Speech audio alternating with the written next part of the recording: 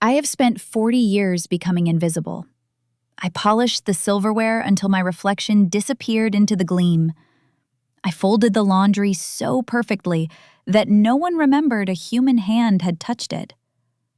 In this house, I am the wallpaper, the floorboards, the silent hum of the refrigerator.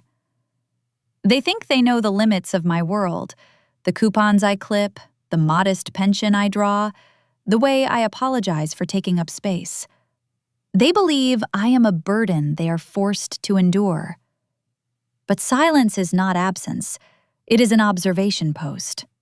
I have seen the glances, heard the whispers in the hallway, and felt the shift in the air when I enter a room.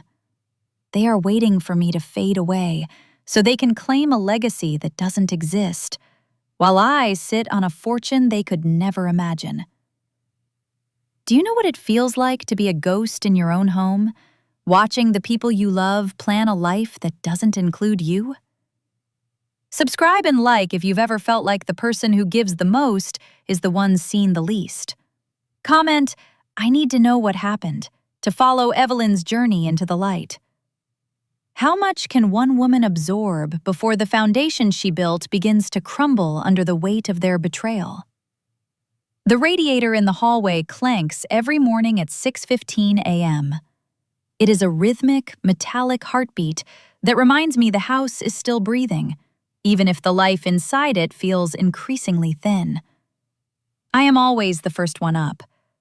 I like the kitchen in the blue light of dawn, before the coffee pot begins its aggressive hiss, and before the heavy footsteps of my family turn the air thick with their expectations. I moved with a practiced, light touch. I didn't want to wake Arthur. For the last 3 years, he had become a light sleeper. Or perhaps he just found the sound of my movement an annoyance he couldn't quite justify complaining about. I brewed the coffee he liked, the expensive blend that I told him I found on sale, even though I paid full price from an account he didn't know existed. I set out the vitamins, the toast, and the morning paper, arranged just so. "Evelyn? Is the heat even on?" Arthur's voice drifted down the stairs, already tight with a frustration that had become his baseline. He appeared in the doorway moments later, rubbing his face. He looked older lately, his skin sagging into a permanent expression of disappointment. He looked at me, but his eyes didn't linger. He looked through me, toward the coffee pot. "It's on, Arthur.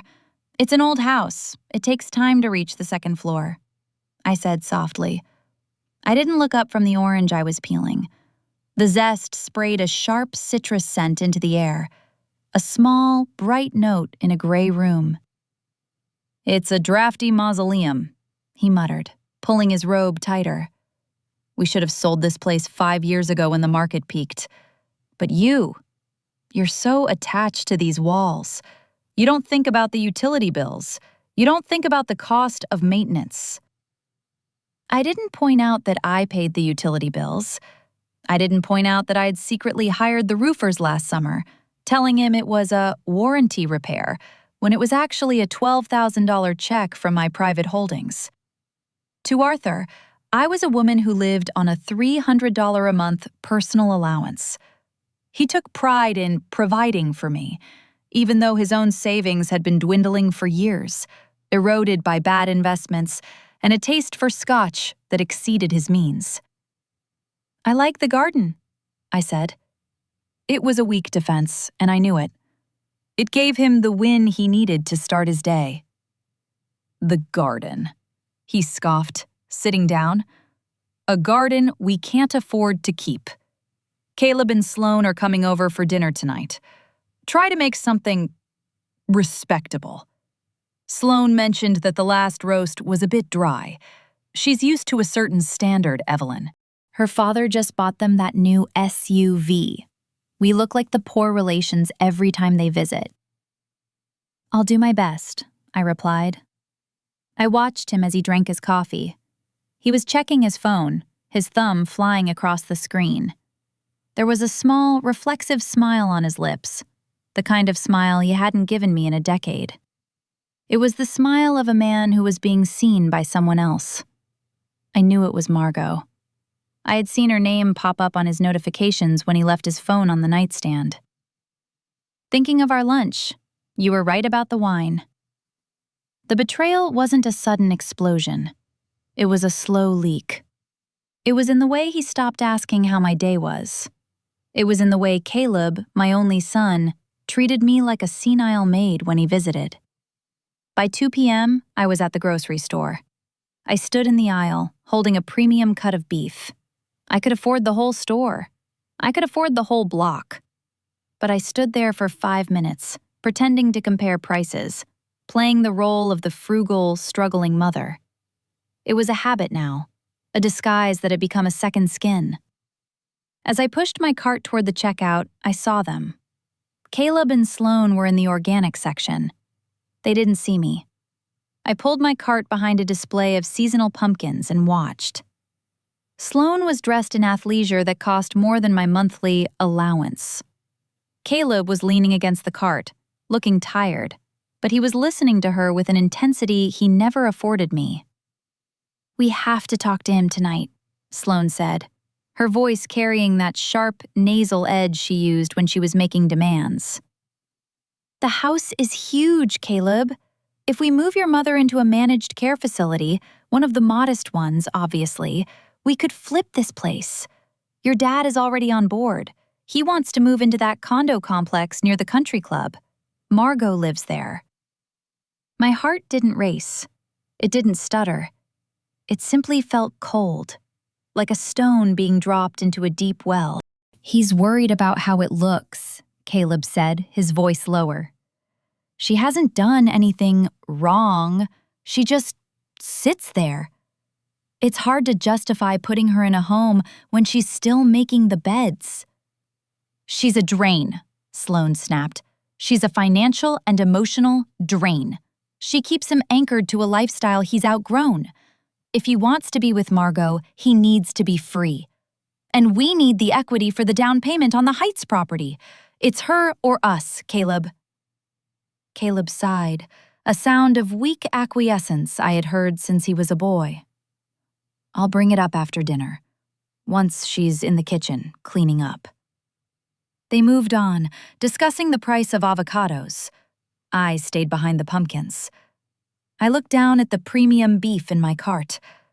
I thought about the fortune that suffered them.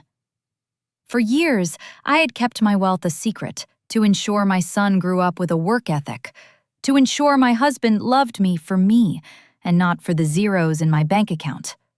I had wanted a real family, not a collection of dependents. I realized then, with a terrifying clarity, that I had failed. By pretending to be nothing, I had allowed them to become monsters.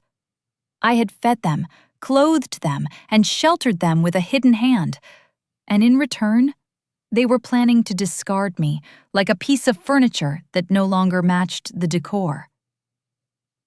I didn't leave the store. I didn't cry. I walked to the checkout, paid for the expensive beef with my allowance cash, and drove home. When I got back, the house was silent. Arthur was out, the gym, he'd said. I knew he was with Margot. I went upstairs to our bedroom. I sat on the edge of the bed we had shared for 38 years.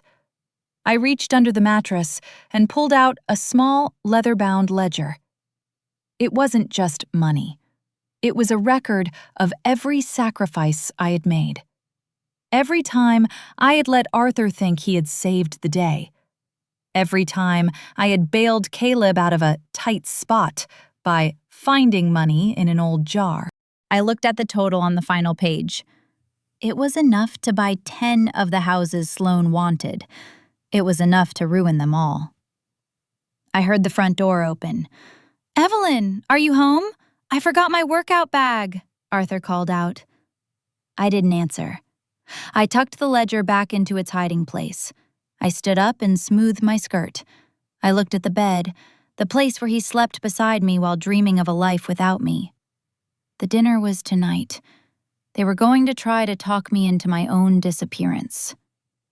I walked downstairs, my face a mask of perfect, pleasant submission. I'm here, Arthur, I said, my voice steady. I'm just starting the roast. Good, he said, not looking at me as he grabbed his bag. Make sure the good wine is chilled. Margot might drop by later for a drink. She's helping me with some estate planning. Of course, I said. I'll make sure everything is exactly where it needs to be. As he left, I realized I hadn't just been absorbing their damage. I had been collecting it. And for the first time in 40 years, I felt the weight of that collection shifting. I wasn't just the wallpaper anymore. I was the foundation. And if I moved, the whole house would fall. I went into the kitchen and picked up the carving knife. It was dull. I spent the next 10 minutes sharpening it, the rhythmic shk, shk, shk filling the empty house. They thought they were the ones with the plan. They didn't realize that the ghost had decided to stop haunting and start inhabiting.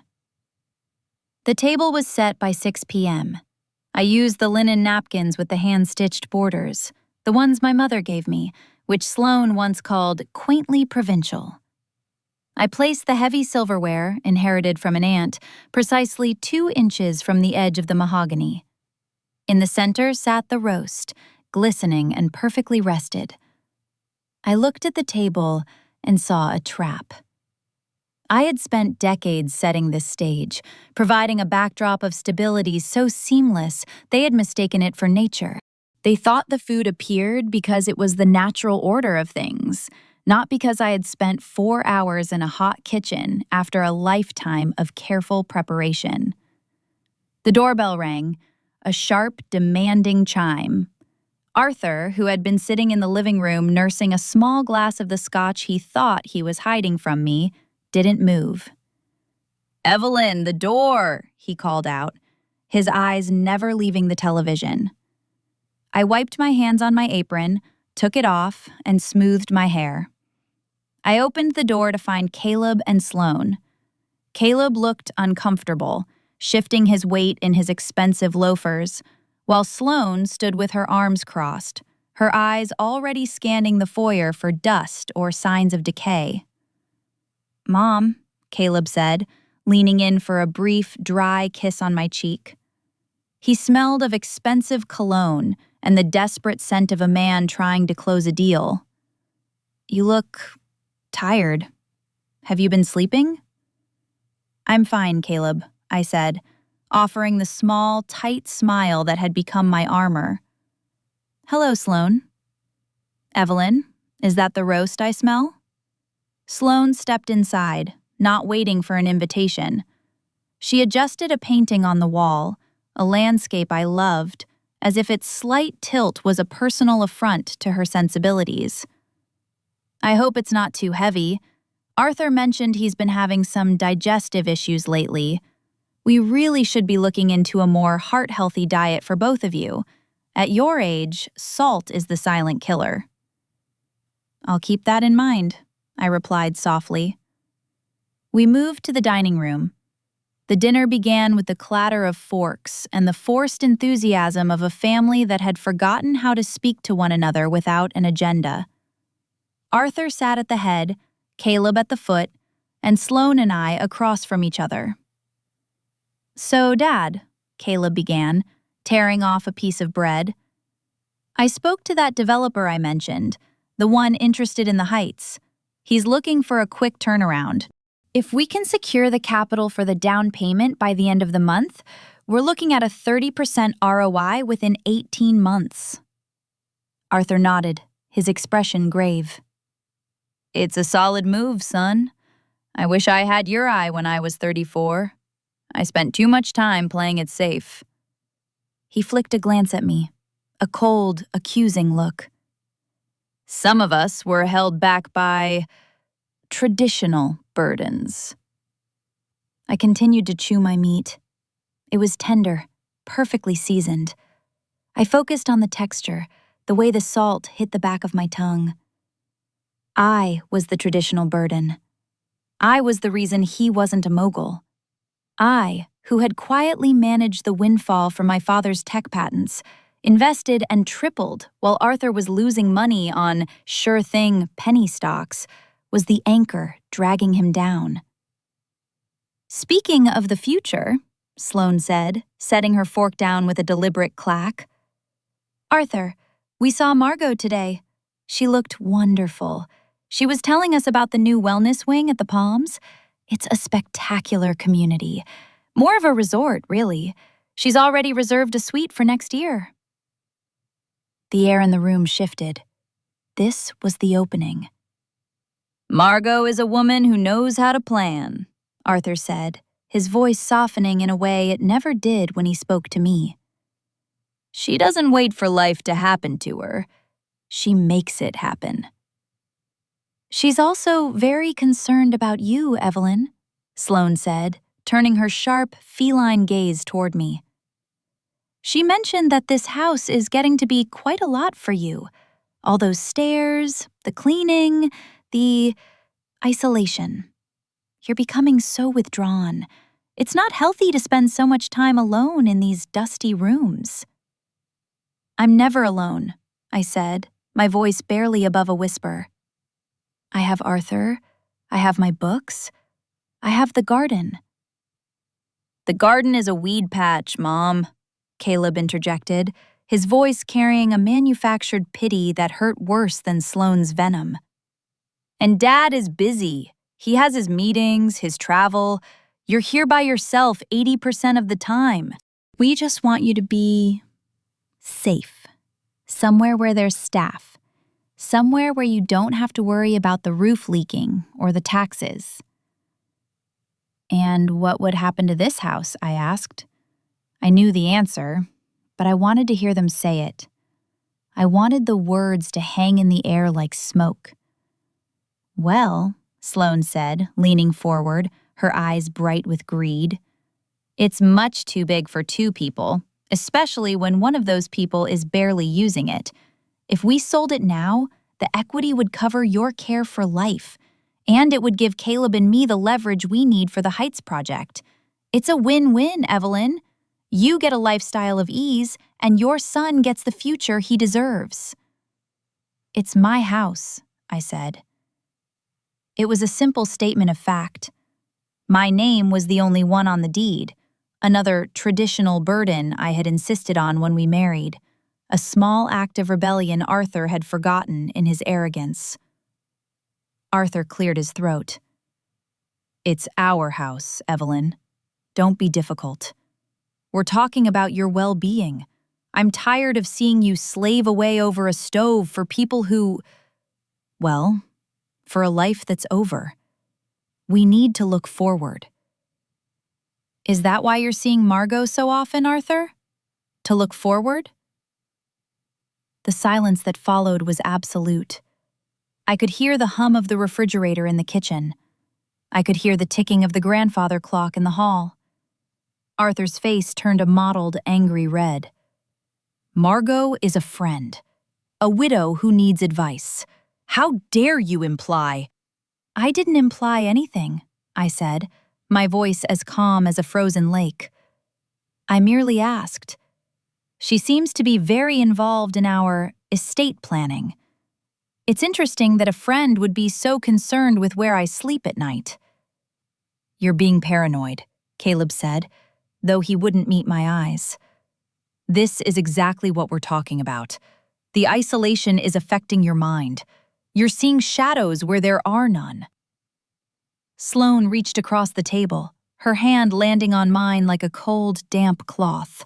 "Evelyn, honey, we've already looked at the Palms. We took a tour. There's a lovely garden there. Much smaller, of course, but much easier for you to handle. We think you should visit on Tuesday, just to see." I looked down at her hand. I saw the diamond ring Caleb had bought her, the one I had secretly provided the funds for by lending Arthur $30,000 he never paid back. I saw the manicured nails, the expensive watch. "Tuesday," I repeated. "I'll think about it." "That's all we ask," Arthur said, his relief palpable. He stood up, the tension leaving his shoulders. Now, why don't you clear the plates, Evelyn? Sloane brought over some of that expensive tart from the bakery. Let's have that in the living room. They all stood up, leaving their dirty plates and crumpled napkins for me to deal with. As they walked into the living room, their voices rose in a cheerful, collaborative hum. They were already spending the money. They were already decorating the new condo. They were already moving me into a room with a smaller garden. I stood alone at the table. I picked up Arthur's wine glass. There was a faint smudge of lipstick on the rim. Not mine. I hadn't worn lipstick in years. I didn't follow them.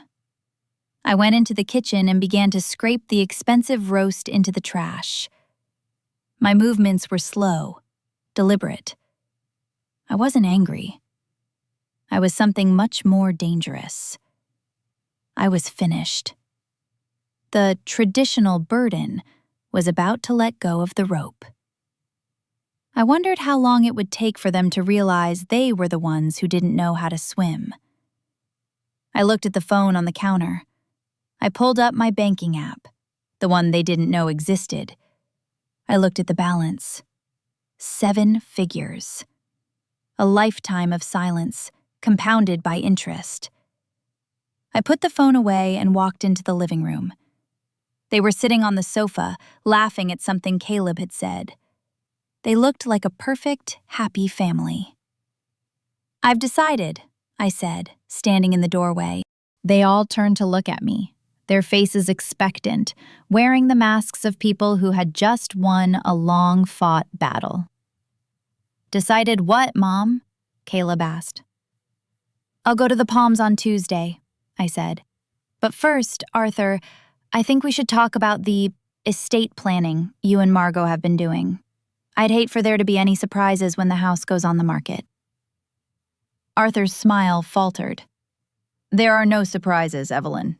It's all very standard." "Is it?" I asked, my eyes locking onto his. "Because I was looking at the deed today, and I noticed something very interesting about whose name is actually on it." The room went cold. The trap was still there, but for the first time, I wasn't the one standing in the center of it. The silence that followed my comment about the deed wasn't the peaceful kind I usually cultivated. It was a jagged, airless thing. Arthur's glass stopped halfway to his mouth. Caleb looked at his wife, and Sloane, ever the opportunist, let her professional smile slip just enough to reveal the predatory hunger beneath. "The deed?" Arthur finally said, his voice dropping an octave into that low, warning register he used when he felt his authority being questioned. "Evelyn, you're confused. We bought this house together. It's been the family home for 30 years. "We moved in together, Arthur," I said, my voice steady, even as my heart performed a slow, heavy thud against my ribs. "But the down payment came from the trust my father left me. My attorney at the time, old Mr. Henderson, do you remember him? Was very specific about the title. It's in my name. Solely." I watched the gears turn behind Arthur's eyes. He was a man who built his entire identity on the illusion of being the provider, the patriarch who allowed his simple wife to live in his shadow. To admit I owned the roof over his head was to admit that the shadow was, in fact, his own. "Even if that's true," Caleb interjected, leaning forward, his tone shifting back to that patronizing concern that felt like sandpaper on raw skin. "It doesn't change the situation, Mom. It actually makes it more urgent. If anything happens to you, this place goes into a legal limbo. We're trying to protect you. We're trying to simplify your life." "Simplify," I repeated. I liked the word. It was clean. It was what you did to a garden when you pulled out the weeds. "It's funny how simplifying my life always seems to involve enriching yours, Caleb." Sloane let out a sharp, brittle laugh.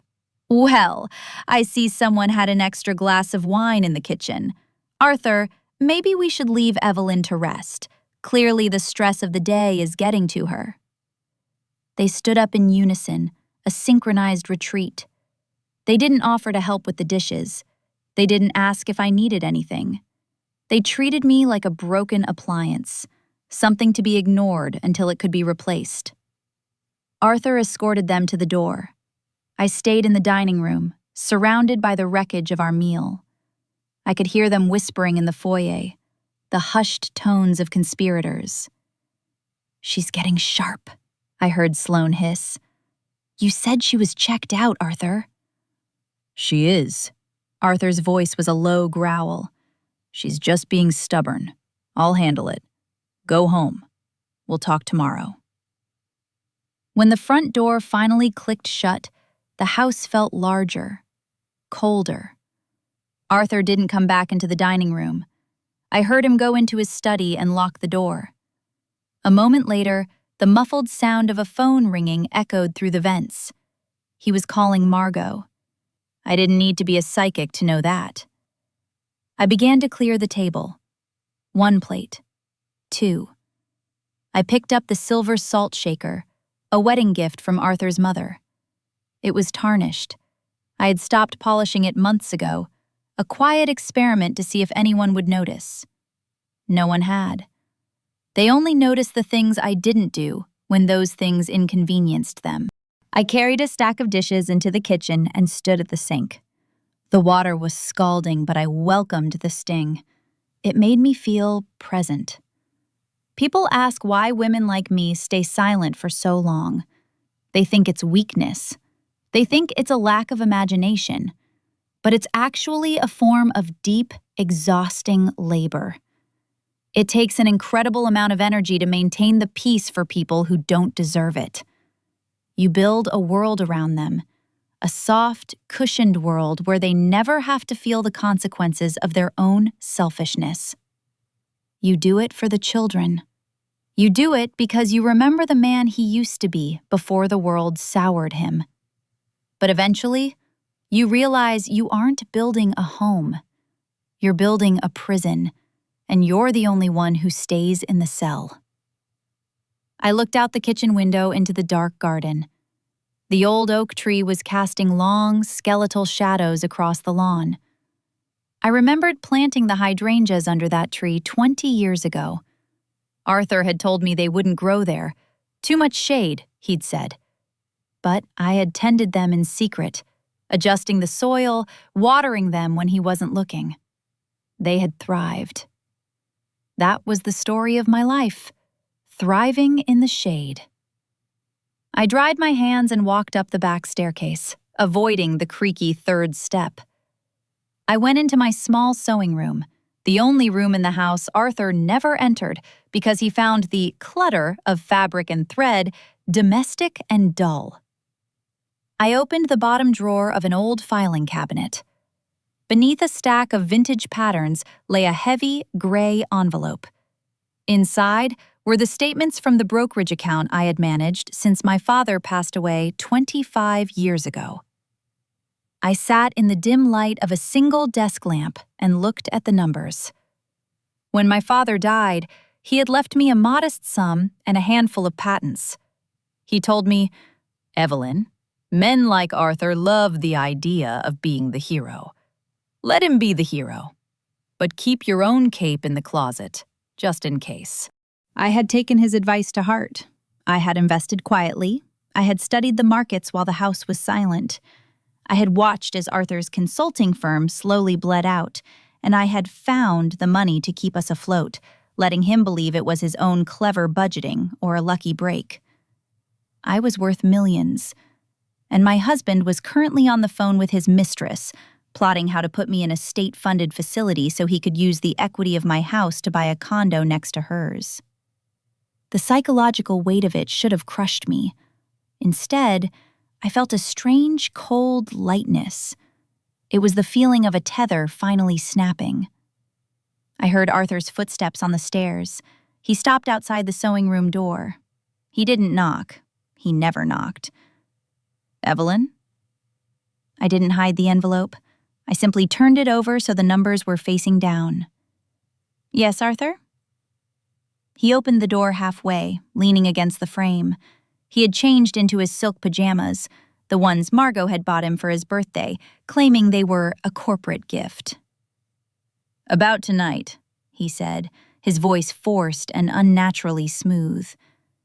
I think we all got a bit overheated. Caleb is stressed about work. Sloane, well, she's just protective of the family. We shouldn't let a legal technicality like the deed come between us. I agree, I said, watching him. Family is everything. Exactly. He smiled, but it didn't reach his eyes. His eyes were scanning the room, looking for a weakness. I was thinking, maybe we should take a little trip, just the two of us, to clear the air. Margot has a cabin up in the Berkshires she's not using. We could go up this weekend.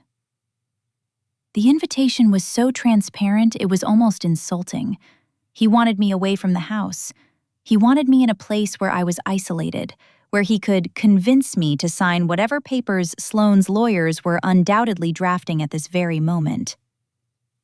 The Berkshires sounds lovely, I said, but I have so much to do here. The garden needs mulching, and I have that appointment on Tuesday, remember? At the Palms? Arthur's posture relaxed. He thought he'd won. He thought I was back in my box. Right, the tour. Good. I'm glad you're being sensible, Evelyn. It really is for the best. He lingered for a moment, as if waiting for me to apologize for my outburst at dinner. When I didn't, he huffed a small breath and closed the door. I sat in the silence, listening to him brush his teeth in the master bathroom. I picked up the gray envelope. I wasn't going to the Berkshires, and I wasn't going to the Palms to pick out a room with a smaller garden. I reached for my phone and dialed a number I hadn't called in years. Hello, Richard? I said when the voice answered. It's Evelyn Vance. I think it's time we updated my will. And I'd like to begin the process of liquidating the Vance family trust. All of it. I hung up the phone and looked at the chipped mug on my desk.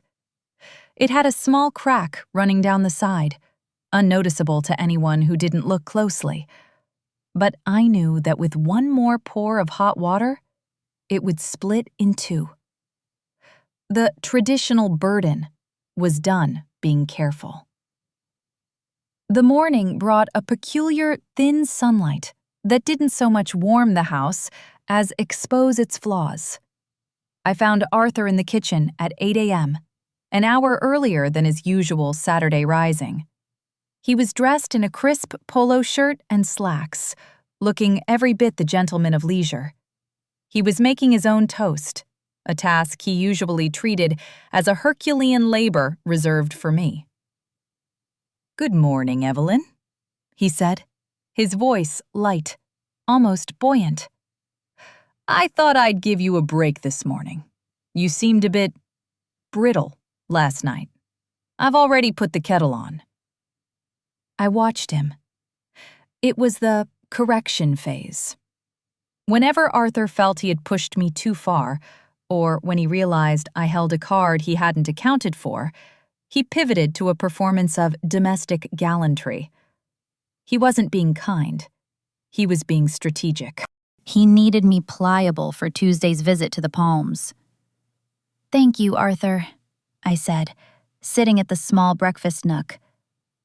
I didn't reach for the tea. I just watched his hands.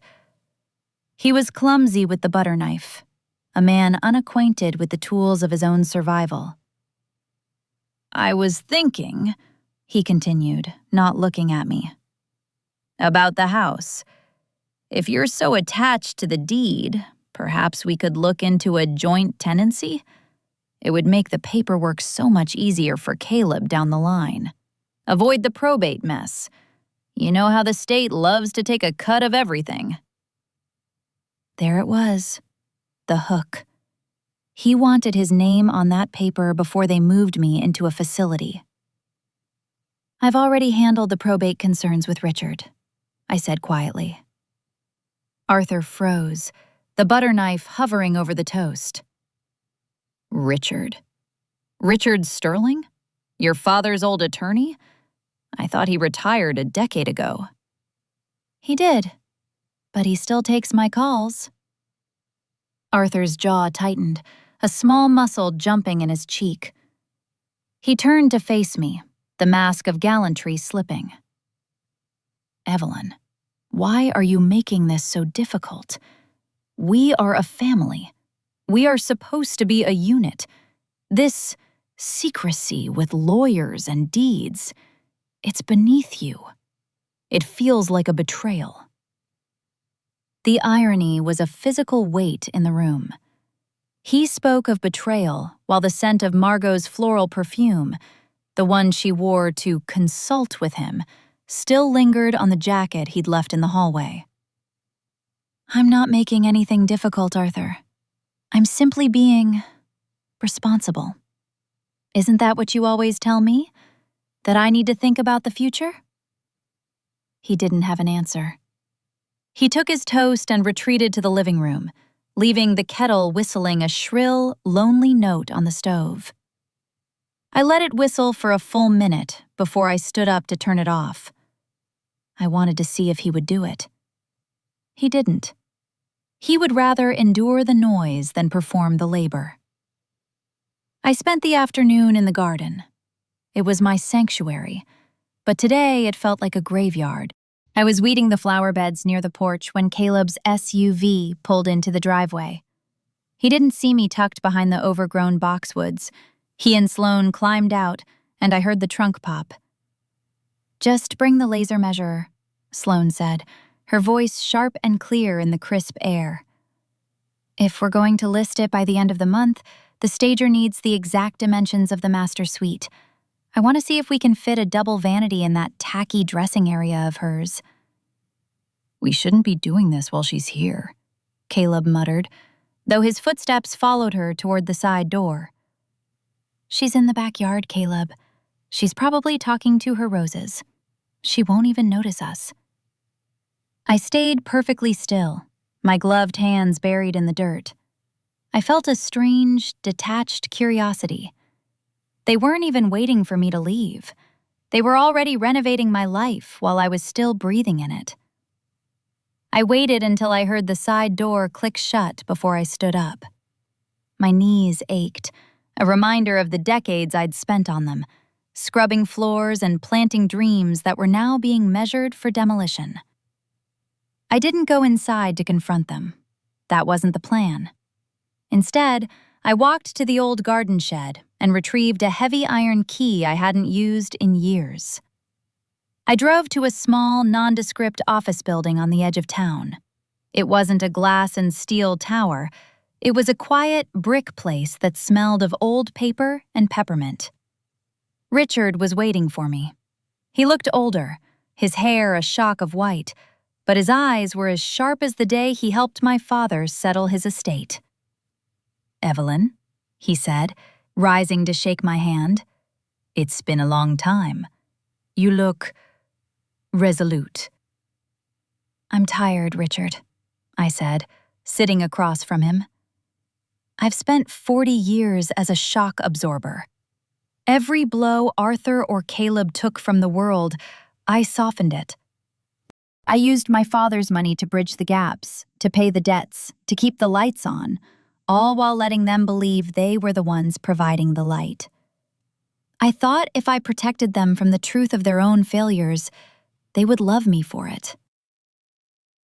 Richard leaned back, his fingers interlaced. And now? Now they want to put the shock absorber in a box so they can sell the car, I said. I want to see the trust documents. I want to know exactly how quickly I can withdraw the capital. And I want to discuss a gift of equity I made to Caleb 5 years ago for his first business venture. The real estate firm? Richard asked, flipping through a thick file. The one that folded. It didn't fold, I said, a cold smile touching my lips. I bought the debt I own the building his current office is in. He thinks he's paying rent to a holding company called Linden Properties. He doesn't know Linden was my mother's maiden name. Richard looked at me with a mixture of pity and admiration. You've been holding a lot of strings, Evelyn. I'm tired of holding them, I said. I want to start cutting them. But I want to do it slowly. I want them to feel the floor drop away, inch by inch. I want them to realize that the poverty they've been mocking me for was the only thing keeping them rich. We spent 2 hours going over the numbers. The scale of my holdings was vast, much larger than even I had realized. Between the patents, the real estate, and the compounded interest of 30 years of quiet investing, I wasn't just wealthy. I was powerful. When I returned home, the house was dark, save for a single light in Arthur's study. Caleb and Sloane's SUV was gone. I walked into the kitchen and found a brochure for The Palms sitting on the island. Someone had circled the memory care wing in red pen.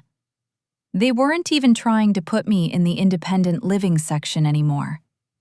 They were fast-tracking me to the locked ward. The psychological insight hit me then.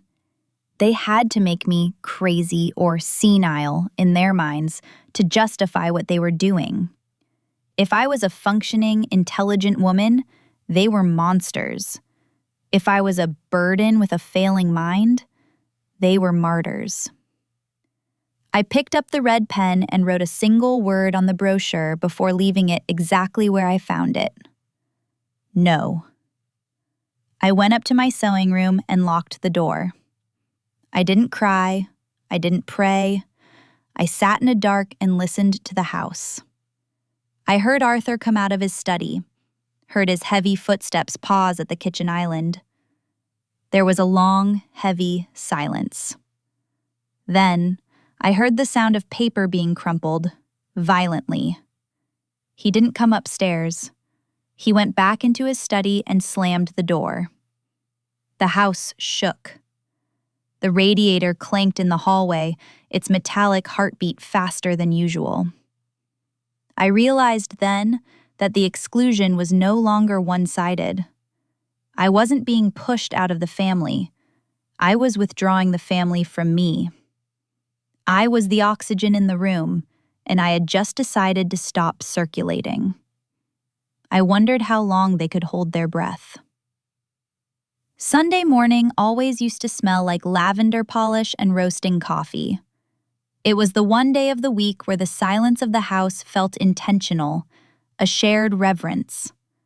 But this morning, the air tasted of copper and ozone, like the moments before a thunderstorm breaks. I was in the kitchen, cleaning the grout between the tiles with a small brush, a task I took up when I needed to ground myself in the physical world. Arthur was in the living room, and for the first time in our marriage, he hadn't asked me where his Sunday shoes were. He hadn't asked for anything. The ice phase had begun. The front door opened without a knock. Only one person entered our home with that level of assumed ownership: Margot Holloway. "Arthur, are you ready? The reservation is for 11. Her voice rang out, bright and artificial, like a bell made of cheap tin. She stepped into the kitchen, stopping short when she saw me on the floor. She was dressed in a cream-colored silk suit that screamed of old money and new intentions. She looked down at me, her expression a mix of pity and distaste. "Oh, Evelyn, still at it, I see," she said, tapping a perfectly manicured nail against her designer handbag. "You really shouldn't be on your knees at your age. That's what service is for.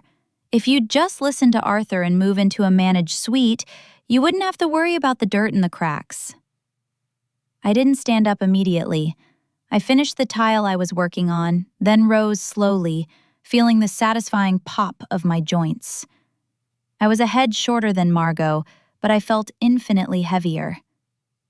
"The dirt is where the truth is, Margot," I said, wiping my hands on a damp cloth. "You'd be surprised what people try to scrub away." Arthur appeared in the doorway, adjusted his tie. He didn't look at me. He looked at Margot with a soft, hungry light in his eyes that made my stomach turn.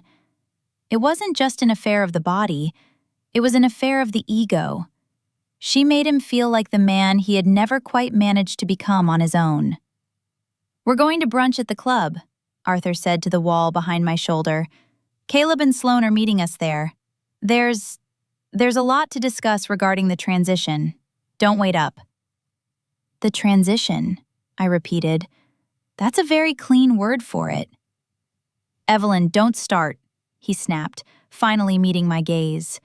His eyes were hard, devoid of the 38 years of history we shared. "We tried to include you. We tried to be gentle, but that note you left on the brochure, it was childish. If you want to act like a defiant tenant instead of a wife, don't be surprised when you're treated like one." They left together, the scent of her floral perfume clashing with the smell of my cleaning vinegar. I stood at the window and watched them get into Margot's silver Mercedes. My husband sat in the passenger seat, a place he had occupied next to me for 4 decades, and he didn't look back once. The exclusion was now absolute. I had been uninvited from my own family's Sunday tradition. They were sitting at the country club, eating poached eggs and plotting the liquidation of my life, while I stood in the kitchen they wanted to demolish. I waited an hour. Then, I went to the hallway closet and pulled out my coat. I didn't go to a club. I drove to a part of town that Caleb rarely frequented on weekends, the industrial district. I pulled up in front of a refurbished brick building with a sign that read, "Vance and Associates Real Estate." I used the master key Richard had given me. The office was modern, filled with the kind of sleek, uncomfortable furniture Sloane favored. I walked past the reception desk to Caleb's private office. On his desk was a framed photo of him, Sloane, and Arthur. I wasn't in it. It had been taken at a gala last year, an event Caleb had told me was sold out when I asked if I should attend. I sat in his chair. It was a high-backed leather throne that smelled of ambition and anxiety. I opened his laptop. I didn't need a password. I knew my son's patterns. He always used his birthday followed by his dog's name. I wasn't looking for a mistress. I was looking for the ledger. Caleb's business wasn't just struggling, it was hemorrhaging. He had taken out high-interest loans to maintain the appearance of success. The SUV, the club memberships, Sloane's jewelry. He was 2 months behind on his rent to Linden Properties, my company. I found a folder titled The Heights Project. Inside were the blueprints for a luxury development and a series of emails with a developer named Vance, no relation, and Arthur. Arthur had promised the developer that the Vance estate, my house, would be used as collateral for the construction loan. He had even forged my signature on a preliminary letter of intent. It was a clumsy forgery, a shaky imitation of the hand that had signed his birthday cards for a lifetime. I felt a cold shiver of realization. They weren't just trying to put me in a home for my well-being. They were trying to hide a crime. If they didn't get my house and the equity within the next 60 days, Caleb's firm would collapse, and Arthur's forgery would likely come to light during the final audit. They weren't just greedy. They were desperate. I closed the laptop and sat in the silence of the empty office. I thought about the little boy who used to cry when he scraped his knee, the one I used to hold until the world felt safe again. That boy was gone, replaced by a man who was willing to erase his mother to cover his debts. I reached into my bag and pulled out a stack of past due notices I had prepared with Richard. I didn't leave them on his desk. That would be too quick. I went to the break room and looked at the communal fridge. There was a chore chart on the wall. Caleb's name was at the top, but it was crossed out. He didn't do chores. He was the boss. I felt a wave of profound exhaustion. The emotional labor of maintaining this family had been like trying to hold back the ocean with a plastic bucket. I had given them everything: my time, my money, my silence, and they had used it to build a gallows for me. I drove home and found the house still empty. I went to the basement, the one part of the house Arthur avoided because of the damp. I walked to the far corner, behind the old preserves and the boxes of Caleb's childhood toys. I pulled aside a loose panel in the cedar closet. Behind it sat a small, fireproof safe. I opened it and took out the original deed to the house, along with the gift of equity contract Caleb had signed 5 years ago. I also took out a small velvet box. Inside was a necklace my father had given my mother, a string of pearls so perfect they looked like frozen tears. I put the pearls on. They felt cold against my skin. I went back upstairs and sat in the dark living room, waiting for them to return from their celebration.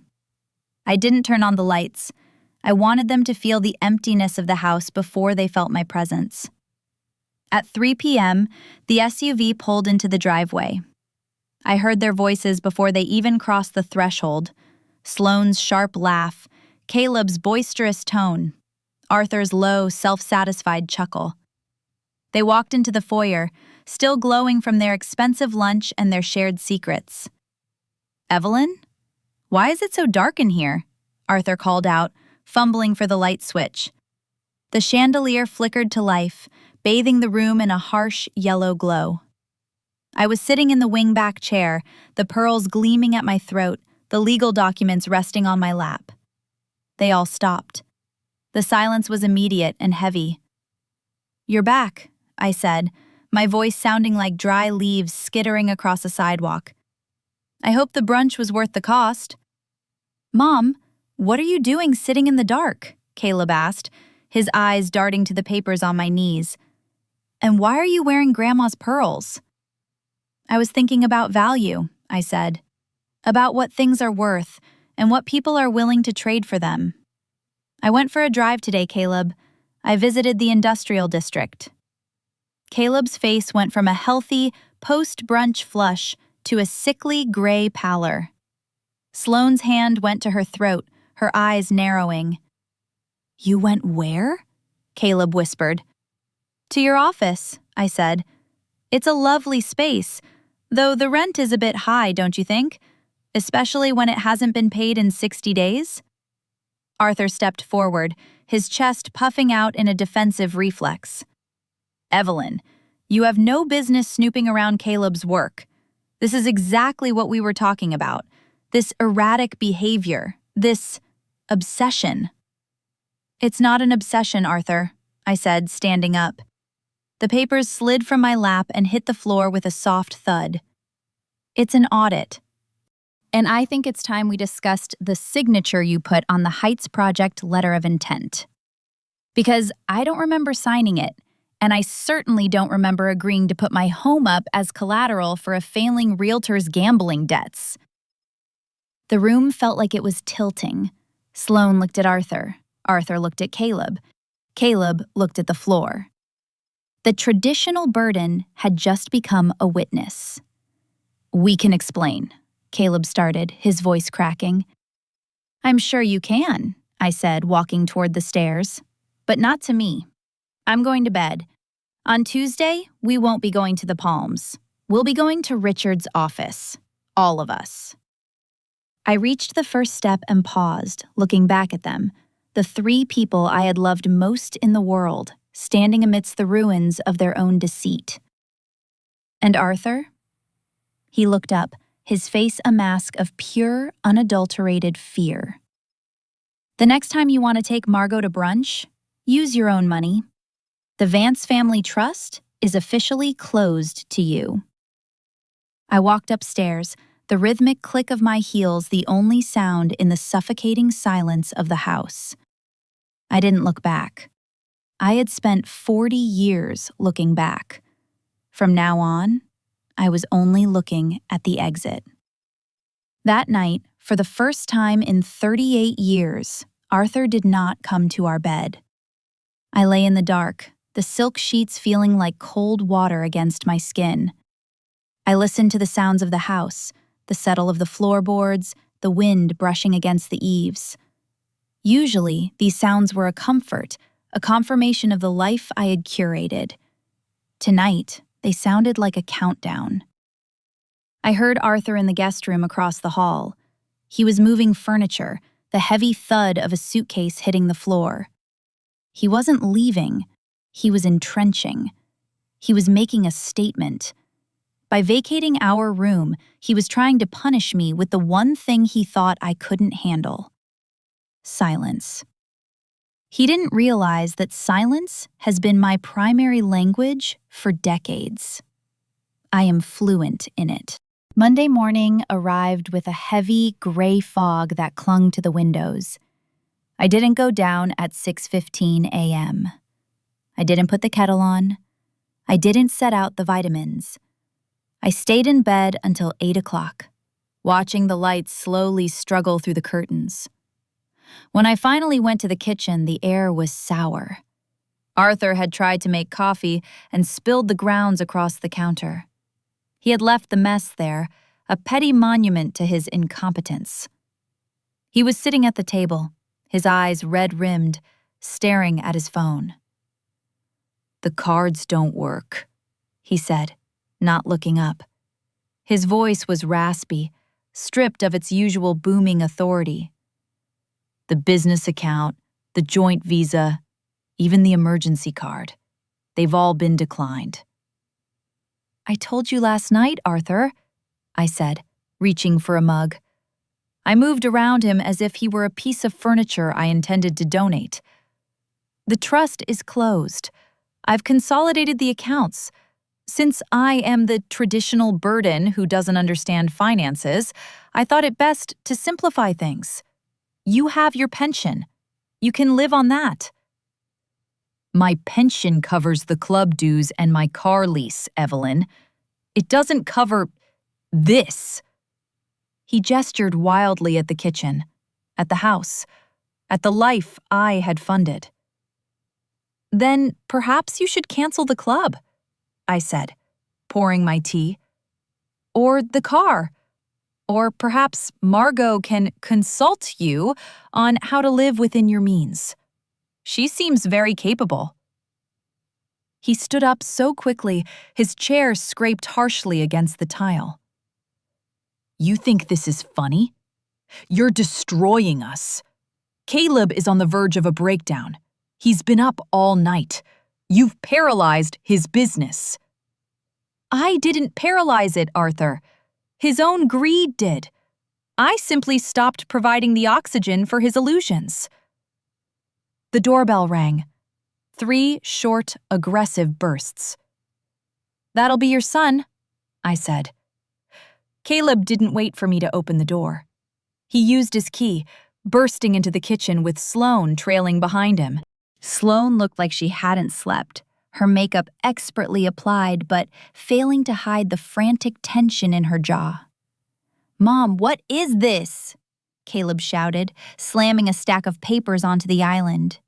It was the past due notices I had left at his office. "You're the landlord? Linden Properties is you? For 5 years I've been paying rent to my own mother?" "You've been paying rent to a corporation that holds the deed to your office, Caleb," I corrected him. "A corporation that kept your business afloat when no bank would touch you. I bought your debt to protect you from bankruptcy. I thought eventually you'd find your footing. I thought you'd come to me and be honest. But you didn't. You just kept taking." "You lied to us," Sloane hissed, her eyes darting around the kitchen as if looking for something to break. "You sat at our table. You watched us struggle to make ends meet. You let us think we were the ones helping you, all while you were sitting on millions? That's sick, Evelyn. That's psychological abuse." I looked at Sloane. I looked at the $3,000 handbag she was clutching. I looked at the gold watch on Caleb's wrist. Struggle? I asked softly. You don't know the meaning of the word. You've lived a life of unearned luxury, funded by a woman you've spent the last 10 years mocking. You've laughed at my cheap clothes while I paid for your vacations. You've called me senile while I was managing the portfolios that paid for your house. We did that for your own good, Caleb yelled, his face turning a dark, dangerous purple. You're obsessed with this money. Look at you. You're turning into a monster over a few signed papers. Dad and I were trying to secure the family's future. No, I said, my voice cutting through his volume like a blade. You were trying to secure your own comfort by erasing mine. You forged my name, Caleb, both of you. You committed a felony to steal a house I was already planning to leave to you in my will. But you couldn't wait for me to die, could you? You had to start the funeral while I was still in the room. The room went deathly quiet. Caleb's bravado vanished, replaced by a flickering animal fear. He looked at Arthur, seeking a lie that would save them. It wasn't like that, Arthur muttered, though he wouldn't look at any of us. It was just a bridge, a temporary measure. There are no more bridges, Arthur, I said, and the water is rising. Tomorrow, we go to Richard's. You will sign a confession regarding the forgery. You will sign over your interest in the Vance estate. In exchange, I won't go to the police. And what about us? Sloane asked, her voice trembling with a mix of fury and terror. What about our lives, our reputation? Your reputation is a costume, Sloane. It's time you learn to dress yourself. I turned my back on them and began to wash my tea mug. It was a mundane act, a small piece of domestic labor, but it felt monumental. I was no longer cleaning for them. I was cleaning the space they occupied so I could finally see the floor. Get out, I said. Mom, Caleb started. Get out of my house, now. If you're here when the sun goes down, I'll call the authorities and report the office trespass from yesterday. I have the security footage, Caleb. You really should change the passwords on your systems more often. They left. They didn't go quietly. There was more shouting in the driveway, the sound of a car door slamming, the screech of tires. Arthur stayed. He went back to the guest room and locked the door. I stood in the kitchen, surrounded by the silence they had left behind. It was a different kind of silence now. Not the suffocating kind of a ghost, but the heavy, expectant silence of a storm that had finally broken. I looked at the silver salt shaker on the table. I picked it up and rubbed the tarnish with my thumb. Beneath the gray film, the silver was still there, bright, hard, and cold. I realized then that they didn't hate me because I was rich. They hated me because they were finally seeing me. And a person who sees everything is much harder to manipulate than a ghost who feels nothing. I went to the phone and called Margot Holloway. She answered on the third ring. Arthur? Is that you? I've been trying It's Evelyn, I said. The silence on the other end was delicious. I'm calling to let you know that the consultation period is over, Margot. Arthur will be looking for a new place to stay by the end of the week.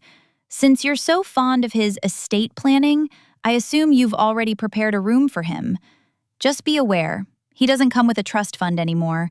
He comes with a pension and a very expensive taste for scotch. I hope your silk suits can handle the stain. I hung up before she could speak. I walked into the living room and sat in my chair. The house felt lighter, as if the walls themselves were exhaling. But as I sat there, I felt a sharp, sudden pang of something I hadn't expected. It wasn't regret. It was grief. I was mourning the family I thought I had, and the mother I had tried so hard to be. I had won the war, but as I looked around the empty, perfect room, I realized that the price of the truth was the very structure I had spent my life trying to protect. The traditional burden was gone, and I was terrified of how much I liked the weight of the air without them.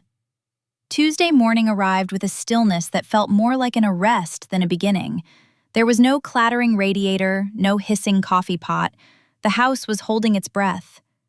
I dressed with a precision I usually reserved for weddings or funerals. I chose a charcoal suit, tailored and sharp, and fastened my mother's pearls, the frozen tears, around my throat. I found Arthur in the foyer. He was leaning against the doorframe, his coat rumpled, his face a map of a night spent in a restless, whiskey-soaked haze. He didn't look like a patriarch. He looked like a tenant who had received an eviction notice and was still trying to figure out where the stairs were. "The car is outside," I said. My voice didn't belong to the woman who used to apologize for the weather. It was the voice of a woman who owned the sky. "Evelyn," he said, his voice cracking. "We don't have to do this. We can sit down. We can talk. Margot is irrelevant. I can end it. I'll end it today. Just don't do this to Caleb. Don't ruin his life over a mistake." "A mistake is forgetting to pick up the milk, Arthur. Forging a signature to steal a home and liquidate a life is a choice," I replied, walking past him to the door. "And I'm not doing anything to Caleb. I'm simply letting him live the life he's actually earned. It's the most honest thing a mother can do." The drive to Richard's office was conducted in a silence so thick it felt like a physical weight in the car. Arthur stared out the window at the suburban landscape we had traversed together for decades, but he saw nothing. I watched the road. I felt a strange, detached focus. I wasn't the wife. I wasn't the mother. I was the architect of the exit. When we arrived, Caleb and Sloane were already in the waiting room. They sat on opposite ends of a leather sofa, the space between them filled with a cold, electric resentment. Caleb looked small.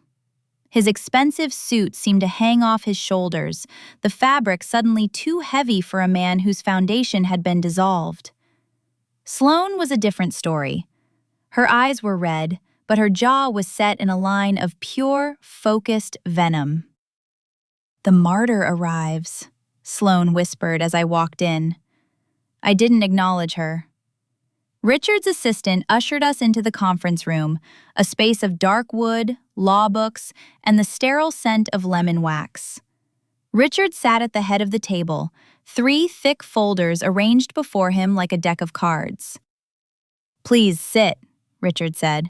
His tone was professional, but his eyes lingered on me with a flicker of somber solidarity. We took our places. The family structure was physically represented by the seating. Arthur and Caleb on one side, me on the other. Sloane tried to sit next to Caleb, but Richard cleared his throat. "I'm afraid this meeting is limited to the principles of the trust and the involved parties in the legal documents, Mrs. Vance. If you'd like to wait in the lobby." "I'm his wife," Sloane snapped. "Whatever affects him affects me." "Actually," Richard said, sliding a paper across the table, "given that you were a signatory on the Heights Project letter of intent as a witness to a forged signature, your presence here is a courtesy I am inclined to withdraw if you cannot remain silent." Sloane went pale. She sat back, her hands trembling in her lap. "Let's begin," I said. For the next 2 hours, the room was filled with the sound of flipping pages and the dry, clinical recitation of betrayal. Richard laid out the facts: the forgery, the unpaid rent to Linden Properties, the unauthorized use of the Vance family trust as a credit reference, and the systematic siphoning of funds Arthur had diverted from our joint savings to Margot's consulting firm.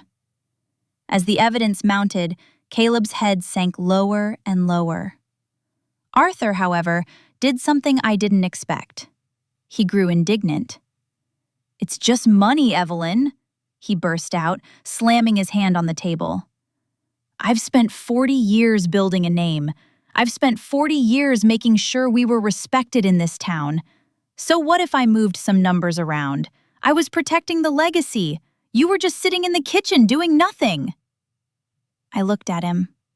I looked at the man I had pampered, protected, and quietly funded. "I wasn't doing nothing, Arthur. I was being the floor," I said. "And you only notice the floor when it stops holding you up. You didn't build a name. You built a facade. And you used my father's sweat and my silence to buy the paint." "Mom, please," Caleb choked out. "The heights. If the bank finds out about the signature, I'm done. I'll lose the license. I'll lose everything. Is that what you want? To see your only son in a cell?" "What I want, Caleb, is for you to stop being a ghost," I said. "I want you to feel the weight of your own choices. Richard has the papers. You will sign the confession. You will acknowledge the debt to Linden Properties. In return, I will not file a criminal complaint. I will allow you to liquidate your firm to pay back the trust. You'll be broke, but you'll be free." "And the house?" Arthur asked, his voice a low hiss. "The house is being put into a private foundation," I said. "I'm moving out on Friday." The shock that hit the room was palpable. Even Richard looked up from his notes. "Moving out?" Arthur stammered. "To where? The Palms?" "No, Arthur. I'm moving to a small house I bought in the city near the Botanical Gardens. A house with a garden just the right size for one person." "What about me?" Arthur's voice was stripped of its anger, replaced by a pathetic, naked confusion. "Where am I supposed to go?" "You have your pension," I said, standing up. "And you have Margot. Or perhaps Caleb has a spare room in whatever apartment he can afford once the SUV is repossessed. You've spent years telling me I was a burden, Arthur. I'm simply relieving you of it." I walked to the table and signed the final document with a steady hand. The ink felt like a seal on a tomb. I didn't feel a rush of triumph. I felt a profound, echoing emptiness. "We're done here," I said to Richard. I walked out of the conference room. I didn't look back at my son, who was weeping silently. I didn't look back at Sloane, who was already reaching for her phone to call a divorce lawyer. I didn't look back at Arthur.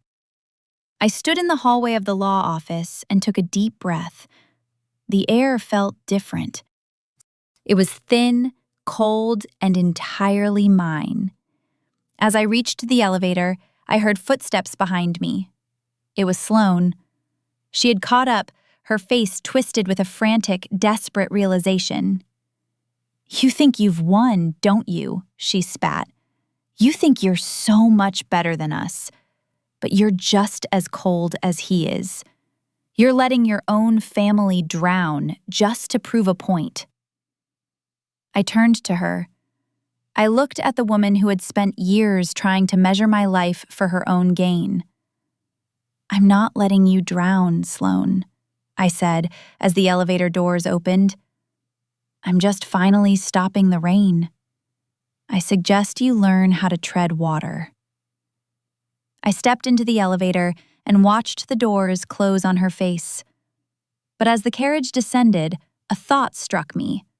A sharp, psychological thorn. I had cut the ties. I had reclaimed the fortune. But as I looked at my reflection in the polished brass of the elevator doors, I realized I didn't know who the woman in the charcoal suit was. I had spent so long being the silence between their words that I had forgotten how to speak for myself. The house would be empty by Friday. But the silence I was moving toward felt less like a sanctuary and more like a vast, uncharted wilderness. And then, my phone buzzed. A text from an unknown number. "I know about the hidden account in Zurich. If you think this ends with a signature in Richard's office, you're mistaken. We aren't the only ones who've been watching you, Evelyn. The elevator hit the lobby with a soft chime. My heart, which had been so steady, gave a violent, panicked leap. The exclusion was over, but the consequences were only just beginning. The glass doors of the law office hissed shut behind me, sealing the others inside that tomb of dark wood and signed confessions. I stood on the sidewalk, the city air tasting of exhaust and impending rain. I pulled out my phone and stared at the glowing screen. I know about the hidden account in Zurich. The words didn't just vibrate in my hand. They echoed in a hollow chamber of my memory. The account existed. It was my father's final, just in case. A secondary layer of security he had established before the world became so digital, so transparent. Even Richard didn't know about Zurich. I had kept it as the ultimate ghost, a resource never touched, never mentioned, intended for a day that I hoped would never come. I felt a prickle of sweat at my hairline despite the chill. If someone knew about that account, they hadn't just been skimming the surface of my life. They had been digging in the graveyard. I walked to my car, my movements stiff. I didn't look back at the building. I knew Arthur and Caleb would be watching from the window, two men whose worlds had just been dismantled, looking for any sign of a crack in my armor. I gave them nothing. I got into the driver's seat, locked the doors, and sat in the hum of the engine. My mind raced through the possibilities. Arthur? No. He was a man of blunt instruments. He didn't have the patience for international banking trails. Caleb? He was too buried in his own localized greed to see across an ocean. Margot? Possibly. She was a scavenger by nature, always looking for the glint of something valuable in the tall grass. But how? I drove home, the familiar turns of the suburban streets feeling like a path through a foreign country. When I pulled into the driveway, the house looked different. It no longer looked like a home. It looked like a structure under probate. Arthur's car wasn't there. He had likely gone to Margot's to lick his wounds and see if her consultation extended to a man with a ruined reputation and a frozen bank account.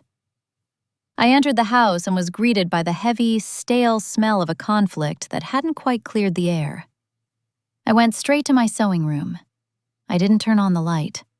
I sat in the gray afternoon gloom and thought about the nature of dependency.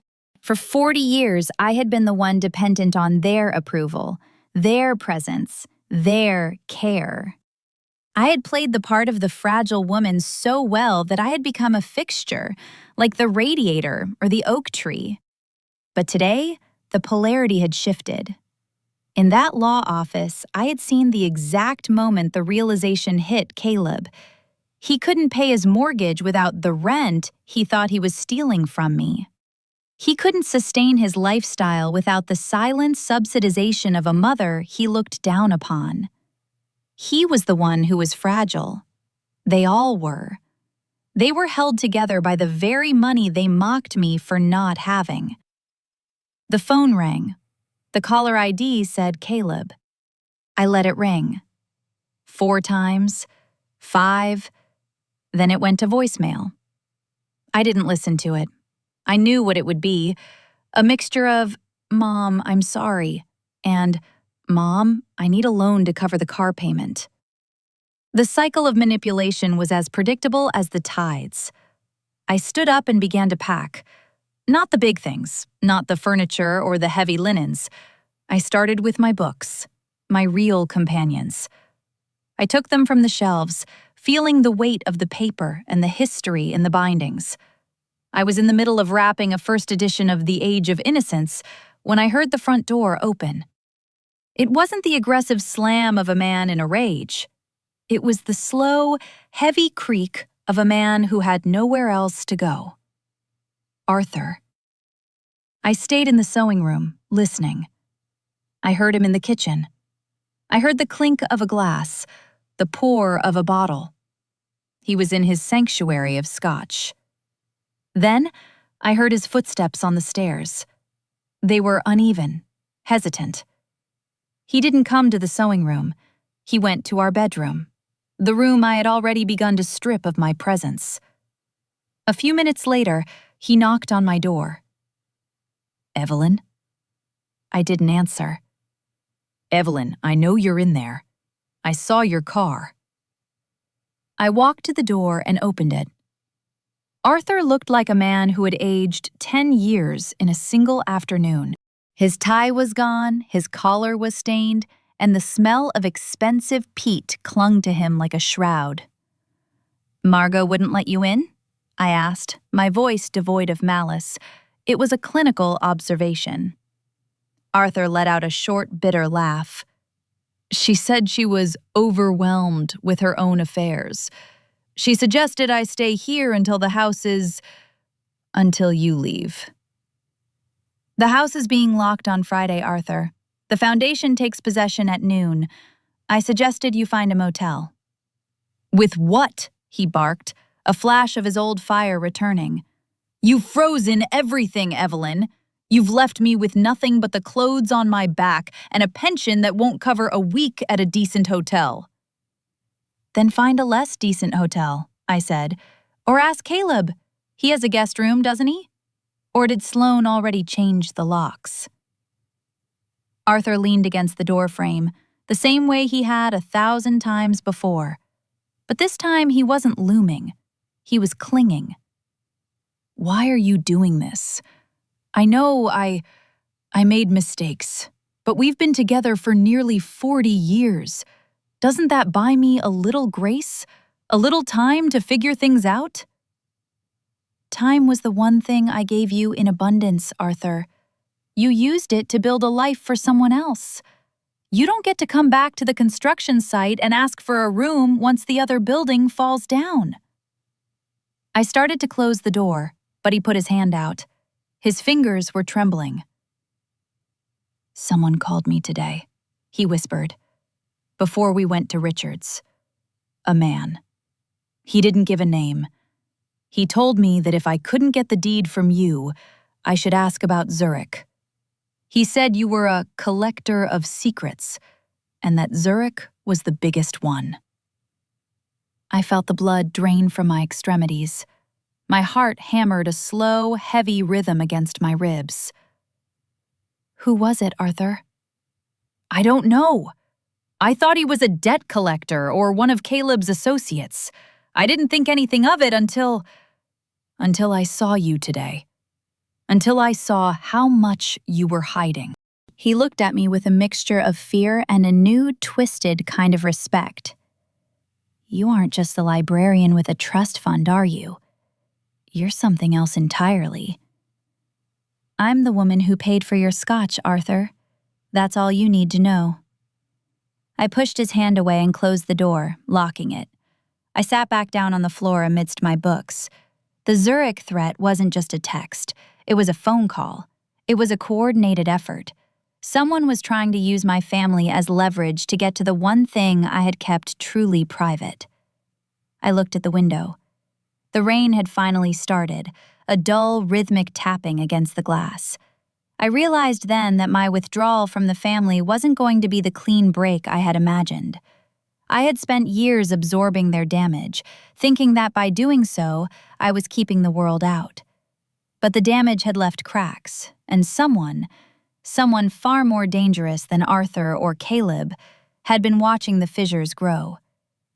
I picked up the phone and dialed a number that wasn't in my contacts. It was a number I had memorized 20 years ago and never expected to use. "It's Evelyn," I said when the line opened to silence. "The ghost is being hunted. I need to move the Zurich holdings. Now." As I hung up, I looked at a framed photo on my desk, a picture of me and Arthur on our 20th anniversary. We were smiling. We looked like a success story. I took the photo, opened the back, and removed the picture. Behind it was a small, hand-drawn map my father had given me on his deathbed. The imbalance of power was no longer between me and my husband. It was between me and the past. And as I heard Arthur sobbing quietly in the hallway, a sound of pure, pathetic dependency, I realized that the house I was leaving was no longer my biggest prison. The silence was finally ending, but the noise that was replacing it was the sound of a trap snapping shut, not on them, but on me. Wednesday morning arrived with a cruel, clinical light. The rain had ceased, leaving the world outside looking scrubbed and raw. Inside the house, the atmosphere was even more precarious. I woke up at 6 a.m., my body following a clock that no longer mattered. I didn't go to the kitchen immediately. I sat in the armchair in the corner of my bedroom and watched the shadow of the oak tree retreat across the floorboards. I had spent my life as a shock absorber, but I was realizing that by absorbing the blows, I had prevented my family from ever developing their own reflexes. I had made them soft. I had made them helpless. And now, as I withdrew, I was watching them collapse into that helplessness with a speed that was almost grotesque. I finally went downstairs. The kitchen was a disaster. Arthur had clearly spent the night there.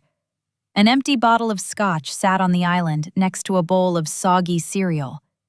He hadn't even managed to put the milk back in the refrigerator. It sat on the counter, turning sour in the morning sun. He was slumped at the table, still in the clothes from the law office.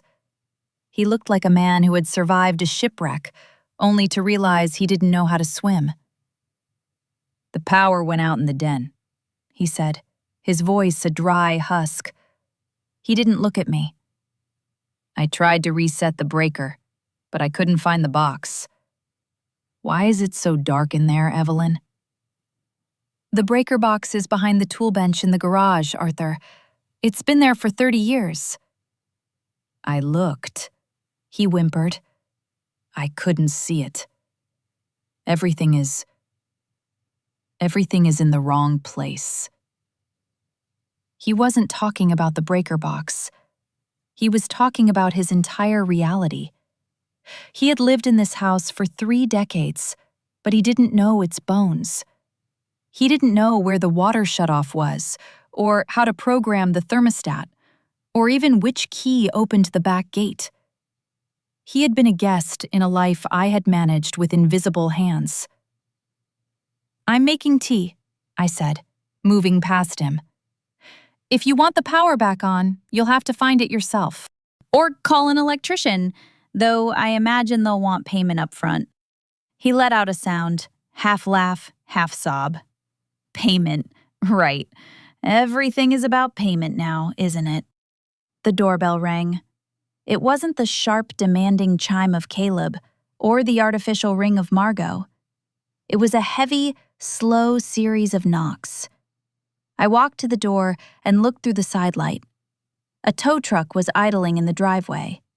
A man in a grease-stained jumpsuit stood on the porch, holding a clipboard.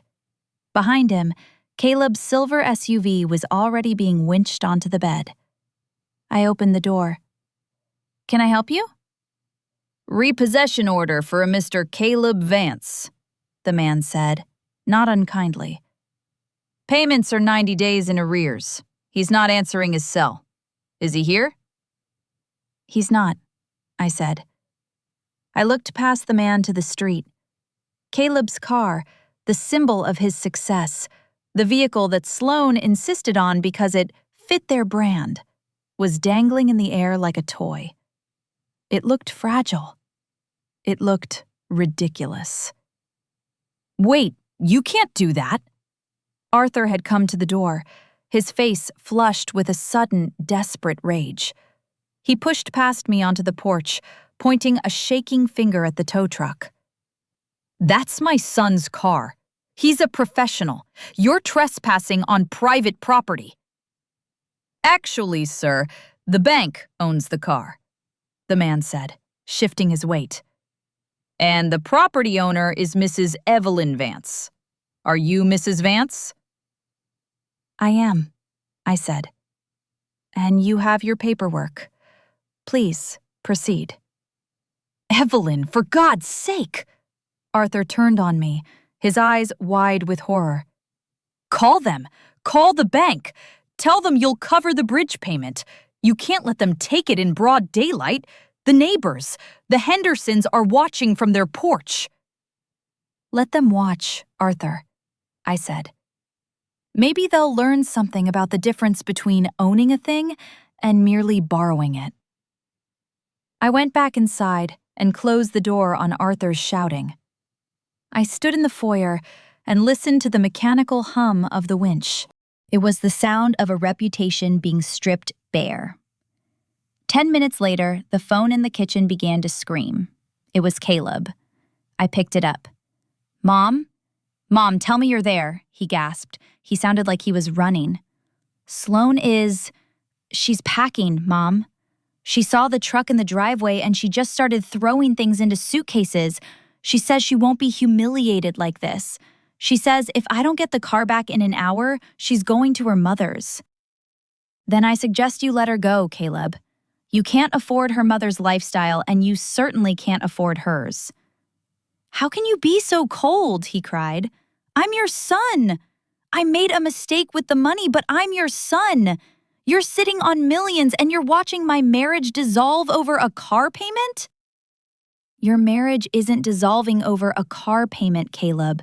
It's dissolving because it was built on a foundation of stolen equity and lies. Sloane didn't marry a man. She married a balance sheet.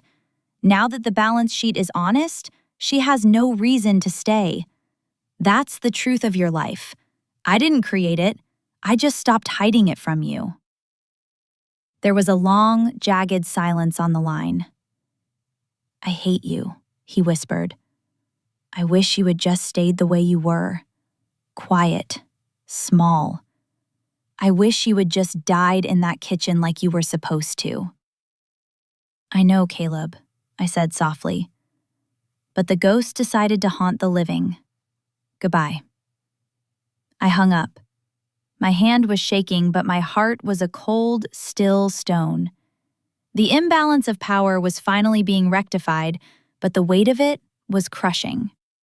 I had spent 40 years building these people, and in 40 hours, they had proven they were made of nothing but dust.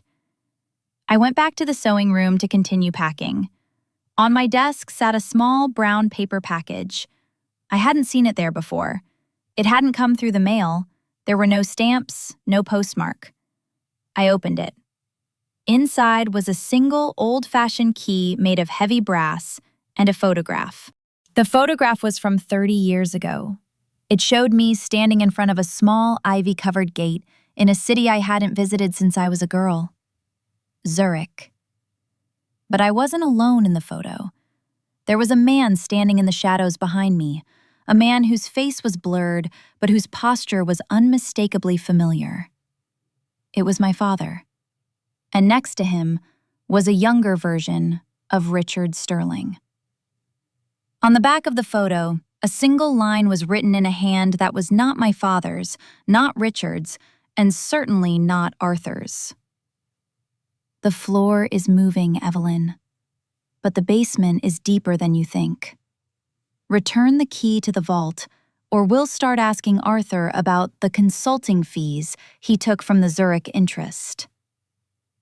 I felt a wave of nausea. The mystery wasn't just about my wealth. It was about where that wealth had actually come from. I had always believed it was my father's tech patents, but as I looked at the key, a key that didn't match any vault I knew, I realized that the silence I had lived in wasn't just my own. It was a legacy. I heard Arthur's footsteps in the hallway. He was coming back inside, defeated by the neighbor's stares and the empty driveway. Evelyn? He called out. He sounded small. He sounded like a child lost in a supermarket. The house is so quiet. I don't like it. Can we turn on the radio? Can we just have some noise? I didn't answer. I tucked the key and the photo into my bodice, feeling the cold brass against my skin. I had withdrawn the fortune, but I had accidentally opened a door I didn't know existed. The family's dependency was a nuisance. The past's dependency was a threat. I realized then that I couldn't just move to a house near the botanical gardens and disappear. I was the keeper of something much larger than a family trust, and the people who wanted it were no longer whispering in the hallways. They were standing in the shadows of my history, waiting for the traditional burden to finally break. I sat in the dim light, the key cold against my heart. "The noise is coming, Arthur," I whispered to the empty room. "I'm just not sure either of us is going to survive the sound of it." Friday at noon arrived with the cold finality of a guillotine blade. The house was a skeleton, stripped of the rugs, the books, and the 40 years of muffled sighs I had exhaled into its walls. The movers had taken my small collection of belongings to the new cottage by the gardens. All that remained in the foyer were 3 people standing amidst the dust motes: Arthur, Caleb, and Sloane. They weren't there to say goodbye.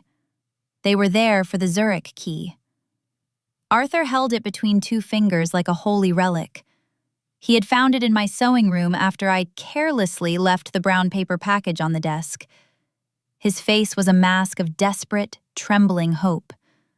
"We know what this is, Evelyn," Arthur said, his voice regaining a sliver of its old, pompous edge. "Caleb's contact traced the photograph. This key belongs to a private vault at the Sterling Linden Repository. It's not just a trust. It's the offshore capital your father laundered through those patents. If you want us to stay silent about the tax implications, if you want to avoid a federal audit, you'll sign the house back over to Caleb today." Caleb stood behind him, his arms crossed, trying to look like a man of leverage rather than a son who had just lost his car. Sloane looked at me with a smirk that was almost predatory. "We've already called Richard," she said. "He's on his way to witness the transfer. You overplayed your hand, Evelyn. You forgot that in this family, everyone has a price." I stood by the window, the light catching the pearls at my throat. I looked at them, my husband of 38 years, my only child, and the woman he chose to mirror his own greed. "The price was never the problem," I said softly. "The problem was the currency." The front door opened. Richard Sterling walked in. He wasn't carrying the dark folders of the law office. He was carrying a small digital tablet and a single velvet bag. "Richard, thank God," Arthur said, stepping forward. Tell her the legal reality of the Zurich holdings." Richard didn't look at Arthur. He walked straight to me and handed me the tablet. "The transfer is complete, Evelyn.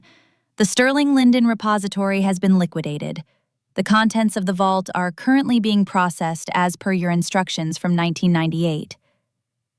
1998? Caleb stammered. That's 28 years ago." "I told you," I said, finally turning to face them. "I have spent 40 years becoming invisible, but I spent 30 of them preparing for the day you would finally try to kill the ghost." I took the brass key from Arthur's shaking hand. "This key doesn't open a vault of money, Arthur. It opens a vault of records. My father didn't leave me a fortune of laundered patents. He left me the debt ledger of every business associate he ever had. And for 30 years, I have been the silent collector of those debts. Every time you lost money on a bad investment, Arthur, I didn't just bail you out. I bought the debt. Every time Caleb needed a loan for a firm that was hemorrhaging cash, I didn't just give him money. I became his primary creditor." I tapped the screen on the tablet. "The Zurich account you were so excited about? It wasn't a bank. It was the name of the kill switch protocol Richard and I designed. By taking that package, by trying to blackmail me with it instead of coming to me with the truth, you triggered the final clause." "What clause?" Sloane hissed, her voice rising in a sharp, panicked note. "The gift of equity clause," Richard said, his voice as cold as a winter morning. Mrs. Vance has called in all outstanding debts from Arthur and Caleb Vance, effective immediately. Since neither of you has the liquid capital to pay, the equity in your remaining assets, Caleb's home, Arthur's pension, even the jewelry you're wearing, Mrs. Vance, is now legally owned by the Linden Foundation. The silence that followed was so absolute, it felt like the air had been sucked out of the room. Caleb collapsed against the wall, his face going white. Arthur looked at the key in my hand as if it had turned into a viper. You set us up," Arthur whispered. "The text, the package, you sent them yourself." "I needed to know," I said, and for the first time, my voice broke. I needed to know if there was even 1% of you that loved me more than you loved the idea of my money. If you had come to me, Arthur, if you had said, "Evelyn, someone is threatening you with Zurich. Let me help you," I would have burned every ledger I owned. I would have given you everything. I walked toward the door, my heels clicking on the bare hardwood. I paused at the threshold and looked back at the empty house. But you didn't. You saw a chance to bury me and take the keys. And so, the ghost is leaving. And she's taking the floor with her. "Mom!" Caleb cried out, a raw, ugly sound of a child finally realizing the world is not his. "Mom, you can't leave us with nothing! Where are we supposed to go?" I looked at my son. I saw the man I had pampered until he became a monster. "The Linden Foundation has a very modest shelter program," I said. "I believe they have a few beds available in the industrial district. It's a bit drafty, and the garden is very small. But as you told me, Caleb, at your age, salt is the silent killer. I suggest you start living a very low-sodium life." I walked out the door. Richard followed me, closing the heavy oak portal behind us. I heard the lock click, a sound that echoed through the quiet street. I got into my car. I didn't look at the rearview mirror. I drove toward the botanical gardens, toward the small house where no one knew my name and no one expected me to be the floor. As I stopped at the final red light before the city limits, I reached into the velvet bag Richard had given me. Inside wasn't a gold bar or a ledger. It was a single, dried hydrangea from the garden I had planted 20 years ago, the one Arthur said would never grow. It was brittle. It was pale. But it was perfectly intact. I realized then that the most dangerous thing in the world isn't a woman who says nothing. It's the woman who finally realizes that the only person she ever needed to save was herself. The house was gone. The family was a memory. But as the light turned green, I felt a weight lift off my shoulders that had been there for 40 years. I wasn't the traditional burden anymore. I was the wind.